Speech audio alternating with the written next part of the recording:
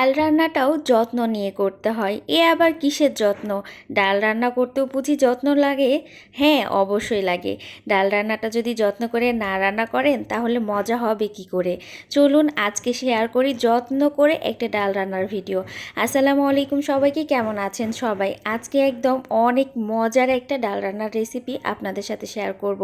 আশা করছি সবার অনেক অনেক ভালো লাগবে। আর সত্যি বলছি, এইভাবে একবার ডাল রান্না করেই দেখুন। ডাল রান্নার শেষে কিন্তু একটা ম্যাজিক বাগার দিব, এই বাগারেই ডাল রান্নার সব থেকে মজা আসবে। তো প্রথমে আমি ডালটা খুব ভালো করে ধুয়ে নিয়েছি, তারপরে এই তো আমি রসুন, পেঁয়াজ, কাঁচামরিচ, টমেটো দিয়ে এখন হলুদ আর তেল দিয়ে সাথে সামান্য পরিমাণ লবণ দিয়েছি। খুব বেশি লবণ দিইনি, লবণটা আমি পরে দিব। তারপরে সব কিছু একত্রে করে আমি খুব ভালো করে হাত দিয়ে মাখিয়ে নিচ্ছি। এই হাতে মাখানোর মধ্যেই কিন্তু স্বাদটা অনেকটা নির্ভর করে। তো দেখতেই পাচ্ছেন আমি কতটা সুন্দর করে হাতে মাখিয়ে নিয়েছি, মনে হচ্ছে কাঁচা কাঁচাই খেয়ে ফেলি, এতটা সুন্দর একটা ঘ্রাণ এসেছে। তারপরে এই তো পরিমাণ মতো পানি দিয়ে এখন আমি সিদ্ধ করতে বসিয়ে দিয়েছি।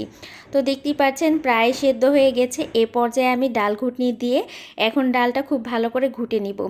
এখন একটা টিপস আপনাদের সাথে শেয়ার করি। যখন ডালটা ঘুটতে যাবেন চেষ্টা করবেন এরকম একটা গভীর জায়গায় ডালটা ঘুটার, এতে করে ডালটা এই গভীর জায়গাতেই পড়বে।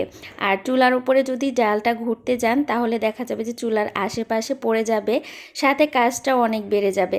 তো দেখতেই পাচ্ছেন কতটা সুন্দরভাবে আমি ডালটা ঘুটে নিচ্ছি। আমার কিন্তু ডাল ঘুটতে খুবই ভালো লাগে। এই পর্যায়ে যখন ডালটা ঘুটা হয়ে গেছে আমি আরও কিছুটা পানি ব্যবহার করেছি।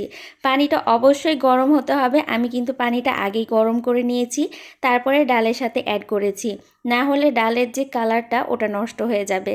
তারপরে এই তো বলক উঠে এসেছে যখন ডালে, তখন আমি একটা সিক্রেট বাগার দিয়ে দিব। আর এই বাগারের ওপরেই কিন্তু ডাল রান্নাটা এত বেশি মজা হয়েছে।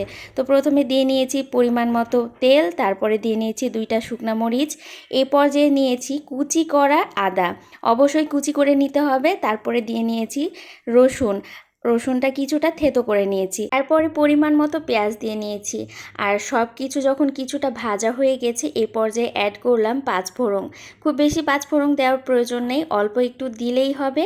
তারপরে এই তো যখন একেবারে পেঁয়াজ, মরিচ সব কিছু সুন্দরভাবে লাল লাল হয়ে আসবে তখন আমি ডালের মধ্যে এই বাগারটা দিয়ে নিব। সত্যি বলতে এই বাগারের জন্যই কিন্তু ডালটা খেতে এতটা বেশি মজা লাগবে। তো দেখতেই পাচ্ছেন ডালটা এখন ফুটে উঠেছে, এখন আমি বাগারটা দিয়ে নিয়েছি। এত সুন্দর একটা ঘ্রাণ এসেছিল বাগারটা দেওয়ার পরে, যা বলার বাইরে। যারা ডাল রান্না করতে পছন্দ করেন বা ডাল খেতে পছন্দ করেন তারা কিন্তু এইভাবে একবার ডাল রান্না করে দেখতেই পারেন। ঘরে যেহেতু ধনিয়া পাতা আছে তাই ভাবলাম ডাল যেহেতু রান্নাই করেছি ধনিয়া পাতাটাও দিয়ে নিই।